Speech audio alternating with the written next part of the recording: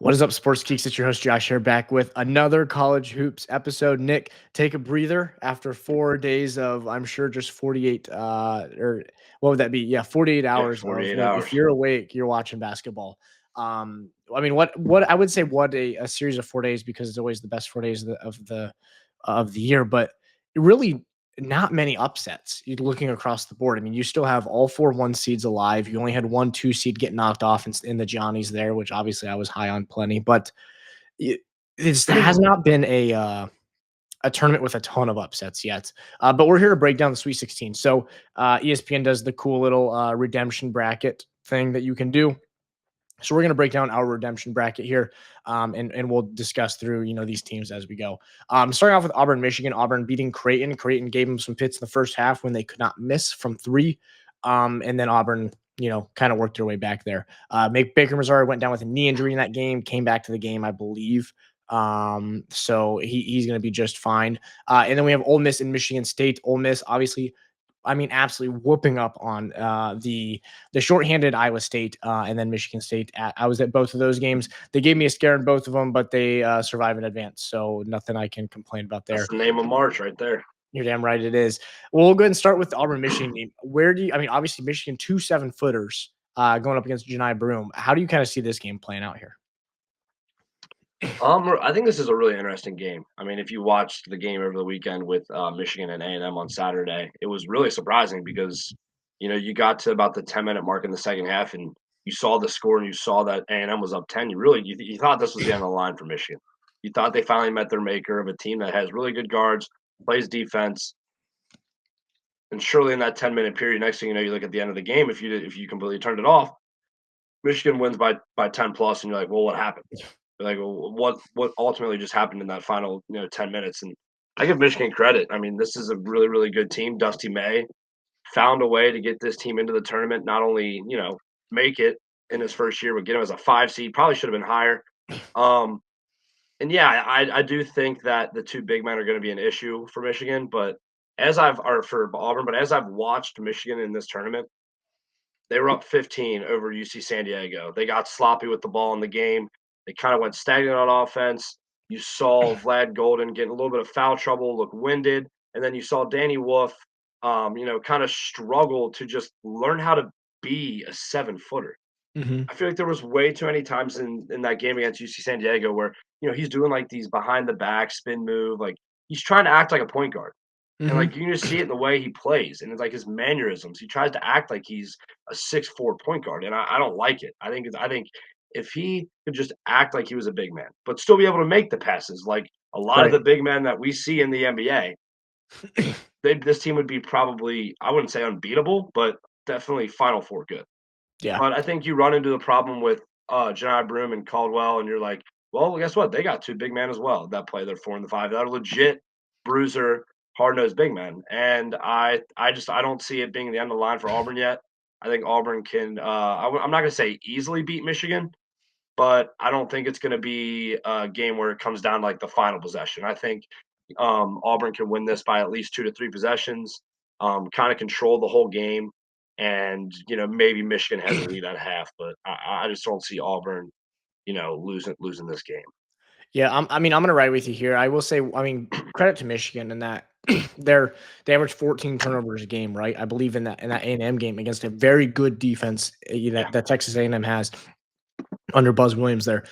9 turnovers, I believe, in that game. So they took care of the ball at a very, very high clip, and that's kind of where, to your point of they're down 8 to 10.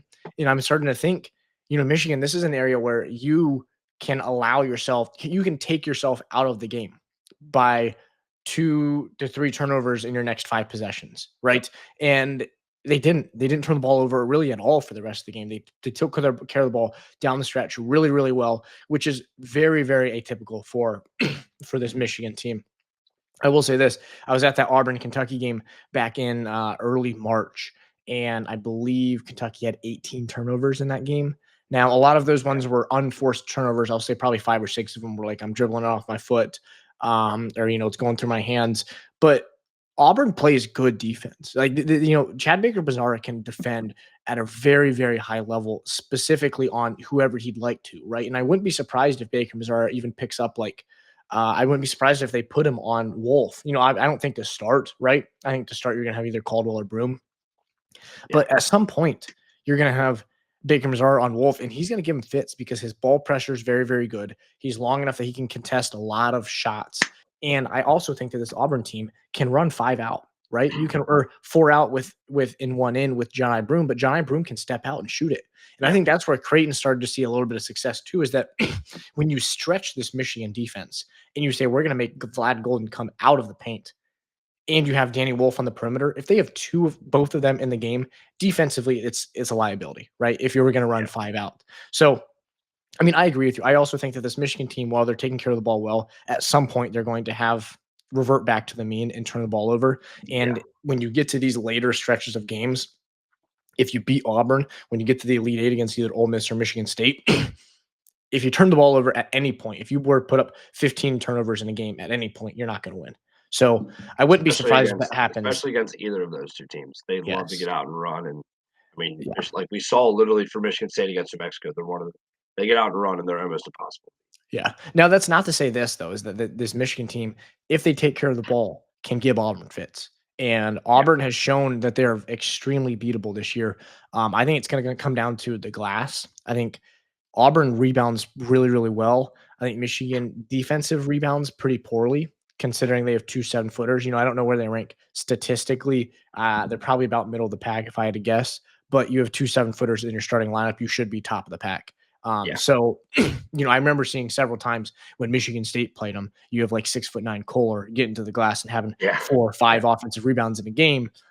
I could see Caldwell doing the exact same thing. So I think it's going to come down to the glass and the turnovers. I think both these teams are going to shoot similarly from 3. And obviously if people stay out of foul trouble, but I like Auburn there. We'll go ahead and go to the Ole Miss, Michigan State. I'm not going to pick anybody here, but I will say this really quickly. Ole Miss's biggest strength offensively is, I think, the 3 ball. Michigan State's biggest strength defensively is defending the 3, and that matches up really well for State. You also have Ole Miss's biggest weakness as rebounding. That's one of Michigan State's best strengths. So I think that from that alone, I think that Michigan State will be able to pull this off. I also think that I don't think Ole Miss is about 7 deep, and Michigan State just played New Mexico, who was about 7 deep, and they ran.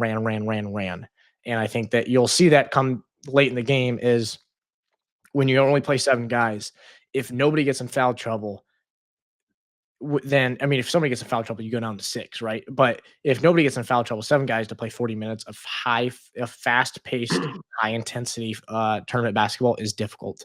It also makes your legs going to be more tired. You're not going to be able to shoot the ball as well. So I think Michigan State wins. If you think Ole Miss wins, we're going to pick them along because obviously I am biased. But I'm going to turn this one over to you. Yeah. Well, not only do I need Michigan State for both of my bracket challenges, but I do ultimately agree that Michigan State is a team. If you watched any of the Ole Miss Iowa State game on Sunday, you would see that what you literally just said. I mean, Ole Miss only plays about 7 or 8 guys, and it's the same way with this Iowa State team, who has a bunch of injuries and literally has to play a guy off the bench who's a walk-on. I mean, they are really only 7 deep, and just to eat up 6 minutes of that game, they put in their walk-on to just play point guard. And guess what? It was a humongous problem. I mean, Iowa State, give them credit, they still put up 78 points. It's not like they played bad by any stretch of the imagination. They shot 48% from the field. They shot 36.5% from deep, and their only problem was they missed 8 free throws. Take away missing 8 free throws, you only lose by 3. It's not like they shot bad by any stretch of the imagination. It was exactly what you said, that they do the complete opposite of what Michigan State does. They don't play defense. They don't play any defense at all. And I mean, it showed when they got bounced against BYU in the Big 12 tournament. It was just a shootout. They weren't even trying to play defense, and Ole Miss took advantage of it. Ole Miss shot 58% from the field, 58% from deep, and 76% from the free throw line. And they still got out rebounded by 5. Yeah. Well, and my thing about Ole Miss what blows my mind. The thing about Ole Miss too is that you look at like the guys that are shooting really well. You have 3 guys that combine for either 7 of 7 or 8 of 8 from 3. All 3 of them shoot between 32 and 33% from 3-point land. So Yeah. you got 7 of 7 or 7 of or 8 of 8. You got 100% from 3 on 32% three-point shooters. Now, don't get me wrong, they were getting open threes. So if you're gonna give 32% three-point shooters Yeah. open threes, Yeah. you're They're going gonna they should be they're able to gonna hit. make them. They're gonna Right, make 'em. right. You can't say you're gonna only hit 1 out of 3. No, they're gonna hit probably 6 out of 8 of those. But I think that realistically, when I look at you pair that with Michigan State's elite ability to defend the 3, I really, really like our ability to move on Yeah. here. I It's a mean, good this is a revenge spot as well. yes, yes, this, Very good revenge spot yep, yep, for what Tech did to Michigan State to yep, get that to the was Final Four. what, 2018? Yeah, 2018, I Tech, believe. yep. Yeah, that was But after we yeah, I beat mean, the Duke team. yeah. But you look at it. I mean, this is an Ole Miss team. Like, they only play 8. They're not a very tall team. You watched Mm-mm. them against Iowa State. It's not like they were just massively towering over like this whole Iowa State team. No, it's just Iowa State. They got tired. They played bad defense. You know, they weren't getting through screens well, high ball screens that were leading to open threes by Padula, giving Malik Dia wide open threes off of, he would set a screen and pop wide open. Mhm. Like you said, they were wide open threes. And I don't see Michigan State allowing that. No. I mean, you Yeah, look I at mean, what they did against New Mexico. Their defense was hounding against New Mexico. I don't know. Did they even make it? Did Michigan State even make it 3 in the first half? I don't think they did. It we was had a won. poor, We had poor won. shooting half. Holloman They had had we had one. Okay, so one of one 9 at Holland. Yeah, halftime. Holland made 1 3 in the first half. They ended up shooting what 4 of 19 from 3 the whole game. Mhm. I think I 4 mean, we were 4-15. Yeah, I think 4-15, but yeah. Michigan State's defense was so hounding, and Izzo even said it. He's like, I mean, we won this game because of our defense. The fact that we Yeah. were able to play such great defense, get some of their bigger name players into foul trouble, and then we were also able to get out and run. And I think Mhm. that's what kept you guys in it in the first half is the fact that you guys weren't hitting from beyond the arc. You weren't doing anything crazy, but you guys were able to get out and run. And when you guys get out and run, it is probably one of the scariest teams in college basketball. Right, and I will It even say really is. this, that Cohen Carr was neutralized in that game. I Yeah. mean, he had maybe a couple free throws, maybe 1 bucket. He had no dunks. I know that. I was at the game and looking forward to a big Cohen Carr He dunk. should have had an alley oop, but Holland Yes. didn't throw it. Yes, yeah, that was really Oh, stupid. The entire arena, I can tell you this, Nick, the entire arena is like, "Oh." dude, I thought he was gonna throw it, and he just didn't. I couldn't Well, believe it. dude, it was dumb because it was Donovan Dent back. So it's like, I understand he might be, like, trying to read it, and he's like, he knows it's coming, but he's 6'2", Yeah, and he he's, ain't like, jumping up and he's getting that. backpedaling. Cohen Carr is gonna be, like, head above the rim. Just put it at, like, the top of the square, and Cohen Carr is gonna catch it. Donovan Dent can't reach it. But, if you wanna go get it, you're gonna be put on a poster. But Yeah, yeah, whatever. No, I mean, I like Michigan State there. We'll come back to the, Elite 8 matchups here in a little bit. Let's go Duke, Arizona. I mean, Tyrese Proctor, we talked about this earlier in the year, is Tyrese Proctor's his importance to this Duke team come tournament time is so, so important because they need to have experienced players step up. Not yep, that Cooper Flag, not that Con Kneppel, not that Kaman Malawak are not good. They're plenty good. It's just that you need somebody with tournament experience to be able to not be phased by the tournament atmosphere and to yeah, knock some big shots down. It's exactly what Tyrese he Proctor has did. done. Yeah, he did just that. I believe he's 13 of 16 from 3 this season. Or not this season, this tournament, which is just spectacular. I think Duke continues to roll here against Arizona. I think this is certainly the closest game they've had. I'm thinking it's probably a 10-point game, but I do think that this Duke team, I look at can you guys match? I think Sion James versus Caleb Love is a great defensive matchup for Duke. And I just think that Duke is playing good enough basketball and they are playing good enough basketball across the board. I see them walking through Arizona here. Yeah, obviously, this is another revenge spot. Duke and Arizona have played the past 2 years. Duke came in and beat Arizona at their place this year, in a game that Arizona just didn't really look good. They didn't look good from the jump. This was kind of still during their beginning of the season woes, where they started off 6-5. They were struggling. Everyone thought, well, is this going to be the year that Arizona misses the tournament, which would be blowing everybody's mind with how good the roster is when you look at it on paper. But obviously, they turned it around, and Tommy Lloyd's got them to another Sweet 16. It just so happens to Mhm. be against Duke. Um, and I completely agree with you. I don't really see there being an upset here in the 4-1 match. I really don't see it. The only way that it Mhm. could happen, and everybody said it the moment the game was over, the moment Arizona won Sunday night, everybody was saying, well, the only way this could happen is if Caleb Love has another performance like he did when Carolina beat Duke to go to the national championship game. And I agree. That's really only it. Hmm. Um, that and obviously Duke's big men, or not Duke, Arizona's big men, they need to be able to play. They Yeah. got to stay out of foul trouble. They had gotten to foul trouble against Oregon, and you could tell they just had to keep rotating back and forth. And I don't like that style of play. When you have to keep rotating like that, you're not getting a set lineup in the game. You're not giving your players the chance to actually sit down, be able to play, be able to get into a rhythm. Instead, all they're thinking in the back of their mind is their foul trouble. They're not thinking about, how am I going to affect this next play? How am I going to be able to get a rebound? How am I going to go drive to the hole? How am I going to be able to play my back to the basket? Get a bucket for the team if I got to worry about fouling out.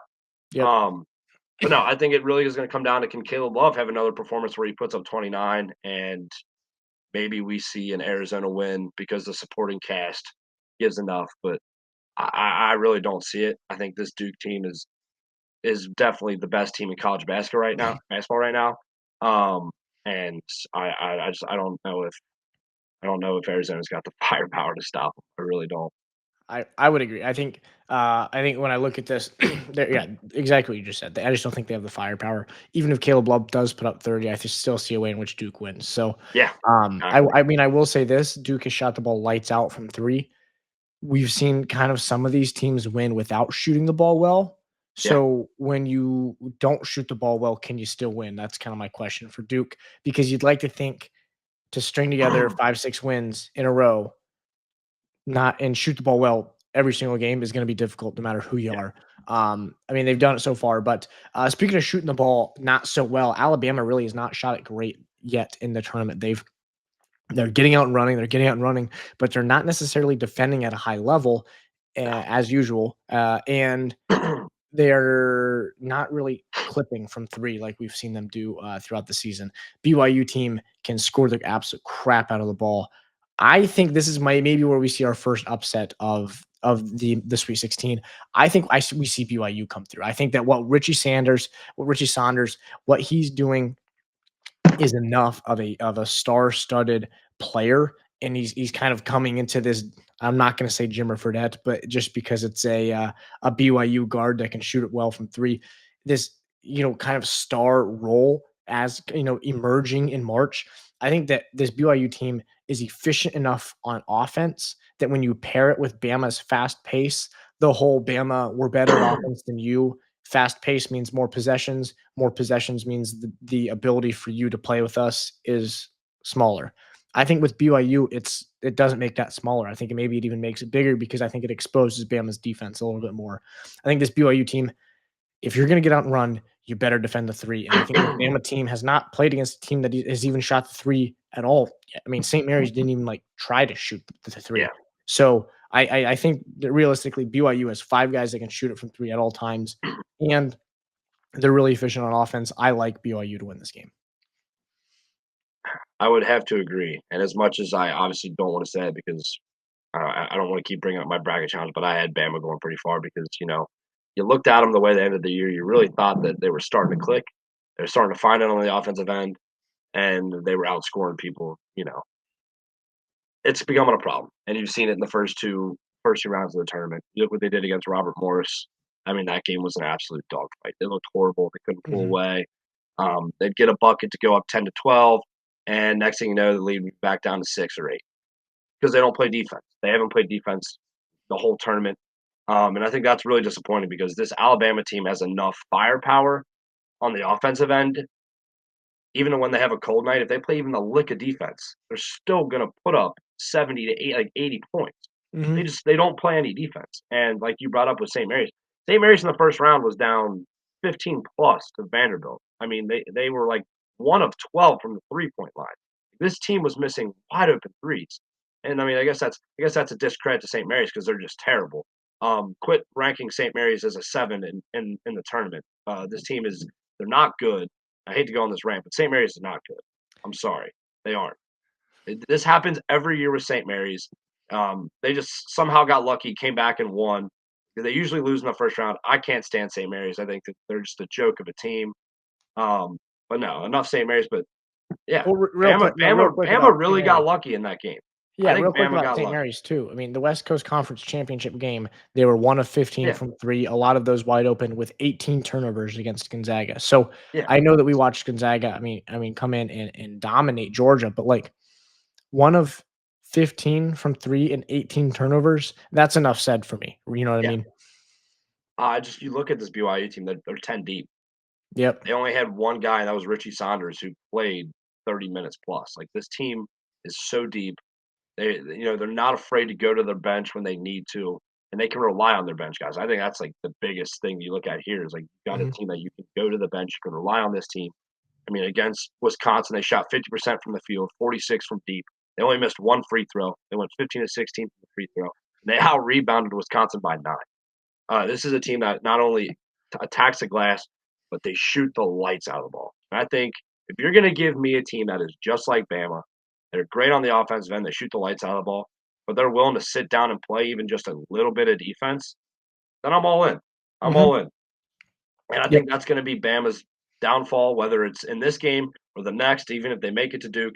I think Duke could legitimately put up 100 points on them because they just don't play defense. They don't rebound very well. Um, and I think that's kind of a really disappointing aspect of this Bama team under Nate Oates because they legitimately could be a national championship caliber team if they just decided they wanted to sit down and play even a lick of. Yep. No, I completely agree. Real quick, I know we said we are going to do all the Elite Eight games at the same time, but let's go ahead and get these through in. I think Duke, Michigan Yeah, State. That's yeah, my thoughts.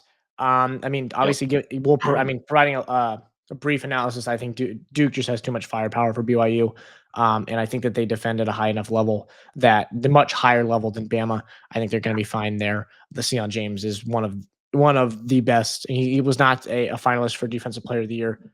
He probably could have been. He's a great, great defender.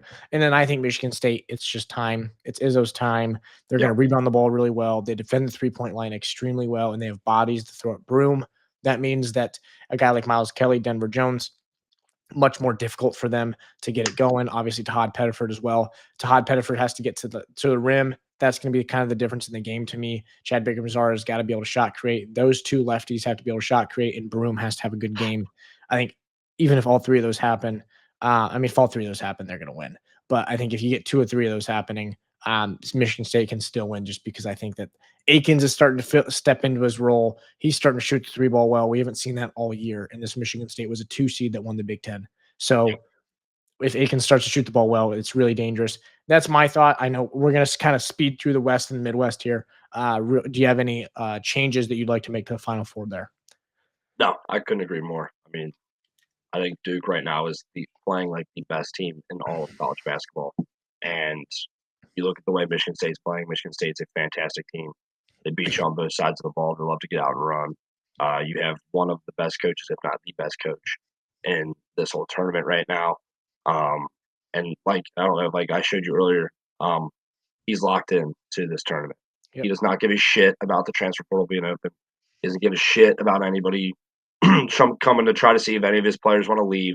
He's locked in on Ole Miss being that opponent, and then whoever they're going to get that next round. He doesn't care about going out and trying to find anybody for next year because I think he is so locked in that this is a team that is going to get to the Final Four because they're disciplined. They do all the right Mhm. things. Yes, they don't shoot the 3 ball great at certain points, but like it showed against New Mexico, that they were never going to waver off that line. They were never going to surrender. They got down early. You thought that maybe, just maybe, they weren't going to be able to crawl out of that hole. And look what happened. They ended up winning Yep. the game by 8. But in all reality, that second half, they kind of took control. And it was Yep. never really in doubt. Absolutely. So heading down to the West now, we'll start with Texas Tech, Arkansas. Arkansas obviously on a great run right now and getting healthy, right? I think that's Yeah. the big thing. Adu Thiero has not played in the tournament yet. He's going to be back for this game, I assume. Yeah, Boogie Flanders. they say he could play anywhere from 12 to 15 minutes. All right, so he'll probably play between 20 and 25, I would guess. Most likely, yes. Yeah, they said Boogie Flam would play 15 minutes. I believe he played like Yeah. 22 in the first game. Yeah. So I mean, I think this Arkansas team is actually they're peaking at the perfect time. They're starting to play really, really good ball. And Yep. you have several good shot creators. I think that Adu Thiero coming back is going to be really helpful. You have Knox that played really, really well against St. John's. Boogie Yeah. Fland obviously played well as well. And their bigs were in foul trouble all game. They still managed to win that game. So I think it's going to be a really good game. I could see Arkansas winning this game. I know you're high on Tech. I'm going to pick Tech to win, but I want to say that this is, I don't know what Vegas is calling for this game here. I'm going Five to and a put half. 5.5. Yeah. I would say it's going to be a close game. I could see it even being closer than that. I think that Arkansas is going to bring this Texas Tech team down to the stretch. You have an experienced coach in Coach Cal, who's been in situations like this before. I'm going to pick Tech personally, but I could see Arkansas winning this game 100%. Yeah, I'm going to keep it short and sweet here with this. I completely agree. I'm going to take Tech as well. I think Tech's really their only problem is the fact that they can have slumps where they go absolutely ice cold from deep. And I think we saw that in their first round game against UNCW. I mean, they Mhm. went on a stretch, literally let UNCW take the lead by 1 or 2 points. They didn't hit a three or make a shot for like 6.5 minutes of the game. And you want to know why that is? It's because they shot over, I want to say it was 45 3-pointers. This team is the prototypical, they live and die by the 3-point. Yeah. They shot 46 3-pointers and they went 13 of 46. They shot 28%. That's not good. That's not good, No. especially against a UNCW team. I give credit to UNCW. They finished the year 27-8. They went on a great run to win their conference championship. But come on, like 13 of 46, Grant McCaslin. You have the player of the year in the Big 12, JT Yeah. Toppin. You have a guy who averages 18 and damn near 10. Feed him the ball down low. And guess what? They did that. They did exactly that against Drake. They gave him Yep. the ball down low. They not completely changed up their game plan, but they changed it up enough to where they knew they had a disadvantage. They had an advantage with JT Toppin and Darian Williams. And guess what? Those guys combined 25 and 12 for JT Toppin and 28, 5 and 6 for Darian Williams. Those are your two big guys. Those are your bruisers. And guess what? They just absolutely went to work in the paint, and it worked out. And I mean, they limited their 3-point shots. They only took 14 3-point shots in this game against Drake. They only took 14, and they were able to win because guess what? They changed their game plan around, and I think that's what they're going to do against Arkansas. They're obviously they're going to take more threes against Arkansas, but just keep feeding JT Toppin down low. Just let him go to work. It makes no sense not to give him the ball down low, and that's why I didn't understand in their first game against UNCW is why they weren't feeding him the ball, why they were taking 46 3-point attempts. But Yeah. I think they will change against Arkansas. I think this might be the end of the road for Arkansas. Just, I mean, they're running out of gas. They're relying a lot on freshmen, and I give the freshmen credit like you did. They have been playing really well this tournament. I did not expect that at all. I thought they were going to struggle, and they did in times. They did in times against Kansas. They tried to give that game away against Kansas when they went to that zone and they didn't even know remotely what to do. But I think this Tech team is just too good. If they shoot anywhere like they've been known to do from beyond the arc, then this game could get out of hand. But I think it'll be close. But I think Tech will walk away. Nick, that might be the longest short and sweet answer I've ever heard in my life right there. Yeah, I just kept going there. I'm No, sorry. I no, you're good. When you said short and sweet and Tech, and it was in the Texas Tech game, I had a feeling it wasn't going to be short and sweet because I know I you just like kept this going. Tech team. But all right, Florida, Maryland here. Obviously, Maryland squeaks by. Also, really quickly, just give me the mother and ball is one of Yeah, the all-time quotes from Derek yeah. Queen. That is like as NBA ready. Yeah, Excuse me. that was As awesome. as NBA ready as you need like, if you're an NBA scout is what I'm trying to say, and you need to be reassured, I should say, that this Yeah, guy's ready for the league, that's it, right? Biggest moment of the season, the kid's 18, 19 years old. He says, "Give me the ball," with a couple yeah, explicits in there.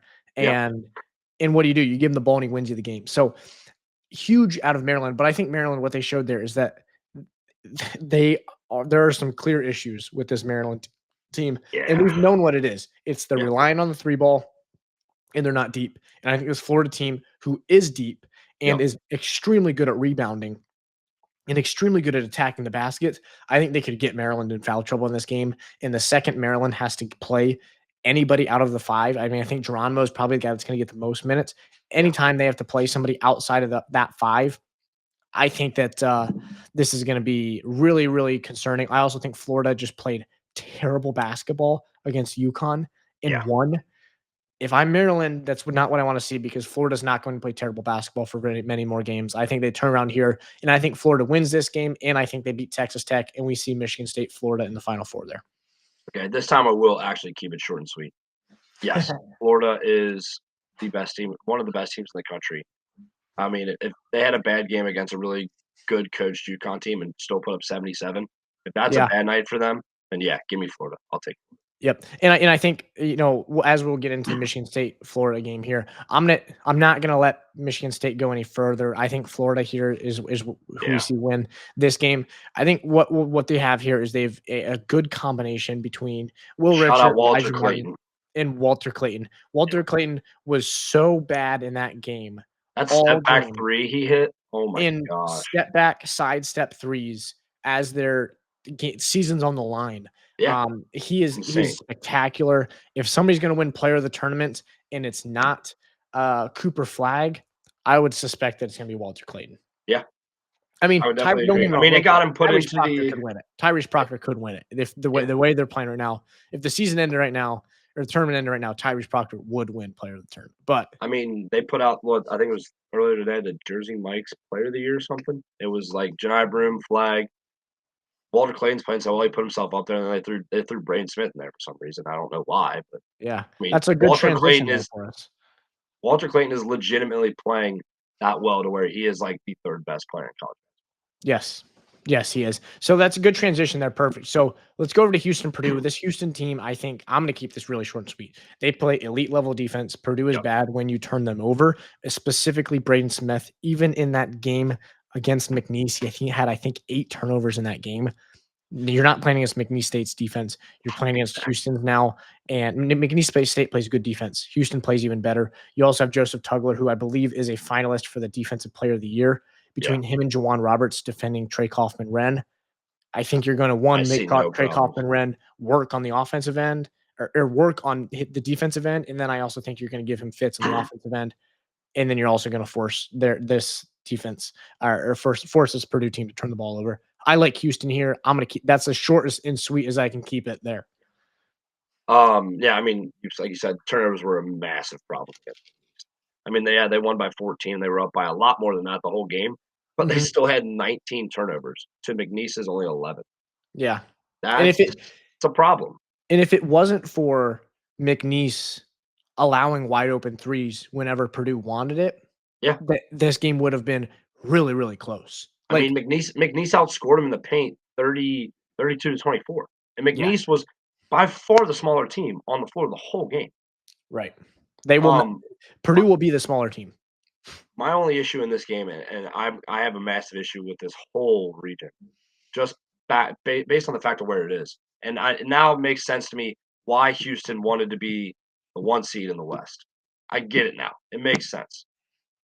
If you look at this regional, I mean, Houston is the 1 seed, and they're going to be the farthest geographic location team in this whole region. Yeah. They're over 1,000 miles away from Indianapolis, and then you have Purdue, who's 65, Kentucky, and Tennessee. Like, Yep. I get it. It's the second weekend. That's a lot more difficult to try to work out. But I mean, when they're making that bracket at the beginning, they kind of got to know that when you have seeds 2, 3, and 4, and they're that close to the Sweet 16, and you have a 1 seed in that's over 1,000 miles away. I mean, the only way I could see Houston not winning this game against Purdue is if it's just legitimately, Mackey Arena in Lucas Oil. And I think the thing that helps is the fact that Kentucky and Tennessee are both very drivable Yeah.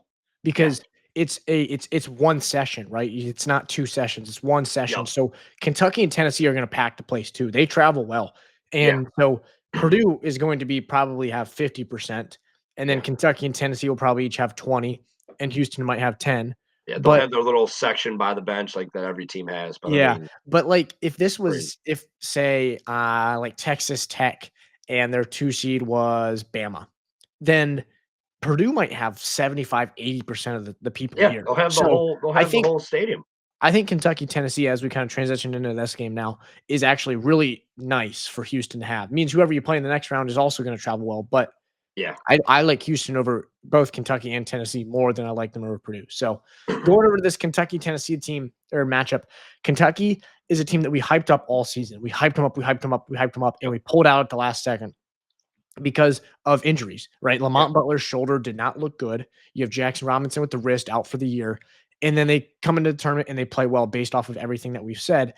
We were just a little bit concerned about the injuries, but they've played really, really well. And Right. I think that you've beat Tennessee twice now in the season. Both, I think, in the second time you were certainly injured, but I don't know if you can beat them 3 times in a season. It's already a little bit of a rivalry matchup, and now you get a third time in the season to beat a really good team and a team that's playing really good basketball right now. Yeah. I'm going to lean Tennessee. I'm curious to hear your thoughts here, though. I would have to agree. I mean, I think the only difference we've had is I would probably take Bam over BYU, but I still think BYU could win that game. Okay. But yeah, in this game with Tennessee, I'd have to agree. It's really we everybody says it all year. It's really hard to beat a team 3 times. Uh, Prime examples. Look at what happened in the WCC championship. Look what happened to St. Mary's. Yep. Gonzaga went out there. They were not going to lose them for a third time, and they did. They went out and beat them. They played them, and they beat them in their style of basketball. I think you look at this Tennessee team; they're really deep. They play really, really well on the defensive end. They're starting to see the Chaz Lanier that we saw at the beginning of the year that we thought was going to be the next Dalton Connect. Through 2 tournament games right now, he has 49 points in 2 games. Yep. I mean, he's shooting 80% from three against UCLA and shot 46% from three against Wofford. I mean, we're getting the Chaz Lanier that this Tennessee team has needed to beat Kentucky. Yep. And I think we're finally getting it. And I think, like we've talked about, I mean, Kentucky doesn't really have a bench, No. and their bench is kind of consists of a lot of first year guys. I mean, I think that could become a serious problem. Obviously, shout out and really congrats to this Kentucky team for getting to this point with all the Mhm. injuries they've dealt with. When you have a scare of, I already lost Jackson Robinson, you already lost Kurt Kriisa, and then you're gonna lose Lamont Butler in the SEC tournament, and then have him come back, but you don't know how healthy his shoulder truly is. It's all wrapped up like he's getting ready to go play a football game. That's tough Mhm. because that's losing another senior leader. Um, but no, I would have to agree. I think Tennessee is able to out ugly them, make this game ugly, defensive Yep. battle, and I think you'll see enough out of Chazanier that's gonna get them over the hump. But it obviously won't be by, I'd say, more than like 5 or so points. I think this is really close. Yes. And then do you have any issues with this right here? No, I think Houston absolutely shit pumps Tennessee in the next round. I think this and yes, this is I have Houston winning it all in most of my brackets, but I think the way that they play basketball. I mean, I know people can go back and be like, "Oh, look how they ended up struggling down the stretch against Gonzaga." Yeah, they did, but I mean, Kelvin Sampson's not going to let that happen again. He's not. They were No, up 12 the whole second half. I mean, yeah, they took their foot off the break at the end and had a few bad turnovers. But I'm telling you right now, a lot of people see the 8 next to Gonzaga. That team was a top 10 Ken Pom. yeah. Well, also, I think that you look at like what Milos Uzan did in that game. He was terrible to say. I Yeah, mean, he facilitated really well. I should say he facilitated really well. He didn't shoot the ball well at all. yeah, they didn't have So a scoring. yes. So I would agree with you. I also think that Houston and Tennessee play extremely similar styles of basketball. Houston's just better.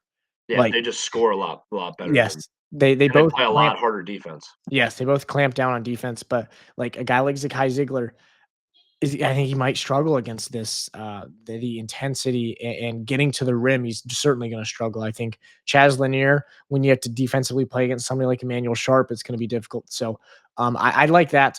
Duke Houston to me maybe is the game of the tournament. These are Yeah, the two best teams in college basketball to me. Obviously, the national championship is probably going to be the game of the tournament, right? Don't get me wrong. yeah, But this is such a to me, this has been the two best teams in basketball for the last couple weeks now, since kind of Auburn has since they beat Kentucky, really. yeah, After that, they've played bad. I think honestly, I'm gonna trend Duke the way that they're playing right now. I was all over Houston, yeah, and I'm all over Houston in all of my brackets that were before the tournament. The way that Tyrese Proctor is playing basketball right now, it's hard for me to pick against Duke. yeah. I sadly have to agree with that as well. I don't want to agree with it because if Houston is able to get to the championship and win it all, there's a very good chance that I win almost all of my bracket challenges. I walk away a very happy, happy person because the Cougars got it done for me. But I think, like you said, there's a few glaring spots on this Houston team. You look at their game against Gonzaga, they only had 4 bench points. They had 2 guys play 20 plus minutes off the bench, and Javier Francis, who gave you 1 point and 1 rebound, struggled all game, had 4 fouls, couldn't defend, couldn't rebound, which is really what he's in there to do is defend and rebound. He's not in there to score. But if you're not going to give me any points, I got to look towards your rebounds, and you're not going to give me any rebounds, then what are you in there for? That's a pointless 20-minute session from you if you're just going to walk away with 4 fouls in that game. And then you look at like Malik Wilson. He's an old senior guy. This is a guy that comes off the bench for them, extremely athletic. He rebounds the ball as a small guard at only 6'3". He had 5 rebounds, 2 assists, and he had one three. Mm-hmm. I need more. I need more from the bench. I need more from the bench because, like you said, very, very high chance either Zion James or Tyrese Proctor are going to be guarding LJ Cryer. Yep. I don't think he's going to go off for 30 points and, shoot 8 of 15 from the field, 6 of 11 from deep. I don't see that happening against this Duke Right. team. I don't either. So, But where are we going to go with that? Are we going to get more production from Uzan? Because Uzan only had 7. Mhm. He had 7 points, 8 assists. So, yeah, he struggled shooting from the field, but is he going to be able to, really lock down and be the point guard that we've seen him be? And maybe he gets you that 10, 12, 15 mark Mhm. and, takes a little bit of the burden off of LJ Cryer where they're not just basically face guarding him because they know, all right, we really only got to guard him. Yeah. Now I will say And I this. think that's going to be the real issue. Like, give me some more bench points. Yep. Maybe have Izan play a little bit better, Sharp play a little bit better. Only had 12, and I think you can stay in this game. But it's hard to go against. It really is. Yeah. And I will say this, and so we're both picking Duke here, but I will say in this game, Final Four game, San Antonio, Houston's going to travel really well, Yeah. Yep. right? And when you have a team that's led by as many freshmen as what Duke is led by, Mhm. right? 3 freshmen in your starting lineup, and Tyrese Proctor, don't get me wrong, is shooting lights out right now, but Yeah. his scoring is him shooting lights out, right? Yeah, and he also His did it against a Baylor team that's not statistically insane on defense right, and has been and dealing with injury all year. right, and he's been hitting open threes, but I think the attention is from Con Kneppel and mainly Cooper Flags. Yeah. The attention is all on them. Proctor's been able to profit because of that. This Houston team is by far the best defensive team Duke's played all season. Oh, yeah, And easily. in the chance that Houston is able to cause some adversity early, right? Whether it's, taking a charge or two on Cooper Flag, whether it's, just speeding them up and Cooper Flag starts the game 1 for 5, 1 for 6. Yeah. I think that this Houston team can almost run away with it because if you have a section, a period of the game where you will go 1 for 12, which is very capable, very possible when you're playing a team as good as Houston is defensively, and Houston's hitting, it's you're donezo because you have 3 guys in Uzan, Sharp, and Cryer who can all light it up from 3. So I think that's very dangerous there. Florida Duke, I think, is a great. This is going to be such a good matchup here. Yeah. I I don't know where to lean here. I'm gonna throw you under the bus. Whoever you pick is who we're picking because I have zero clue on how to lean this. So, yeah, just quickly going back to the Duke Houston game, I will be rooting for Houston in that game. Oh yeah, I will be too. If we get to that point, Mhm. I will be rooting for Houston. There's no doubt about it. Um, oh, man, I don't know. It's just been so hard to pick against Duke. It really has been. But I think this Florida team has enough firepower to where we could definitely see them cutting down the nets in San Antonio here in a few weeks. So I'm going to go with the Florida Gators. I actually really love the pick.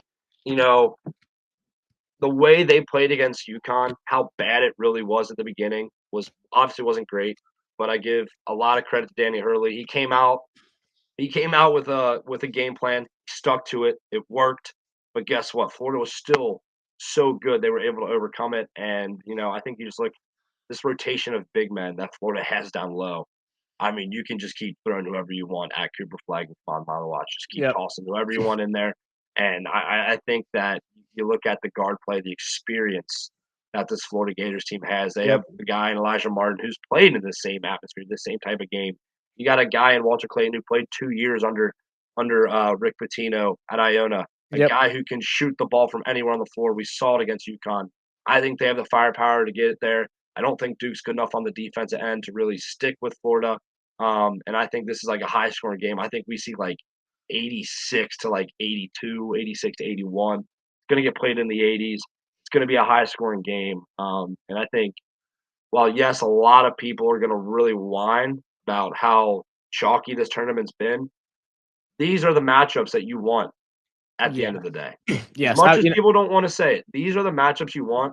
And I got one last final thing to throw in. I saw this on Twitter earlier today, and it really made me think. I'm like, yeah, obviously I love having, you know, the little dark horse, 16 or not 16, but like the dark horse, anywhere from like a 10 to a 12 or 13 seed, make it to the Sweet 16 and maybe get an Elite Eight.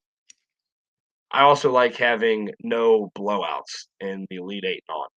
You want the best teams on the floor. And a quick little nugget: if Duke, Houston, Florida, Auburn all win their Sweet 16 games, and same with Tennessee, Bama, Michigan State, and Tech, it will be the first time ever that the top 8 teams in KenPom to date would all make the Elite Eight, Wow. which would then possibly lead to the same thing with the Final Four, where the top 4 teams Hmm. in KenPom could all make the Final Four. And if anybody's gonna whine about that, then that's just insane because you are getting the best product that college basketball has to offer. Yes. Yeah, no, yeah, it's fun to see San Diego State play FAU in the Final Four, right? And it's fun to see all these Cinderella teams. Yeah. But then you get to watch San Diego State play UConn in the championship, and Yeah, and UConn it's a win the blowout. game by And 15 to 20 the entire game. So yeah, I'm right there with you. This, as much as it sucks for upsets, just for watching quality yeah. basketball Know games. you're getting the best product. Yes, and It's watching the best awesome. compete, which is what the tournament's supposed to do. It's awesome. So there you go. That's our Sweet 16 redemption bracket, if you will. I Changed a do bit, think as a little what's bit. that? It changed a little bit from the initial one.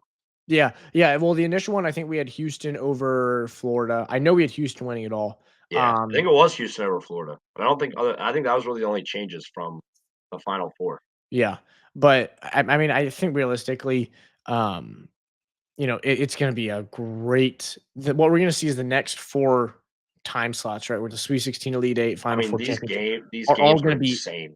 doozies of games. Yeah, I mean, yep, even Arkansas is a 10 seed. They're the only double digit seed in, but they're playing really, really good yeah, basketball. They're getting healthy at the right time. They're plenty capable. So, yeah. I mean, make sure to also, kind of as we wrap this up, make sure to stay tuned. We're going to be doing plenty of transfer portal coverage as we come in the next 2 months.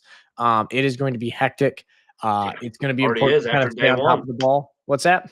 After day one, they already had over 700 kids enter the portal. Yeah, I saw Crazy, 900 as of tonight. crazy. It just So keeps growing. yes, it's crazy. But so we will make sure we'll put in plenty of work. Nick and I will to Yep. make sure that we can track all that and make sure to relay the information. But as there we go. There's a Sweet 16 bracket. This is going to be a great weekend for games, Nick. And a week from now, we'll be breaking down the Final Four Yep. and Yep. probably talking about how Michigan State's playing Florida and Duke's playing Houston. So, I hope so.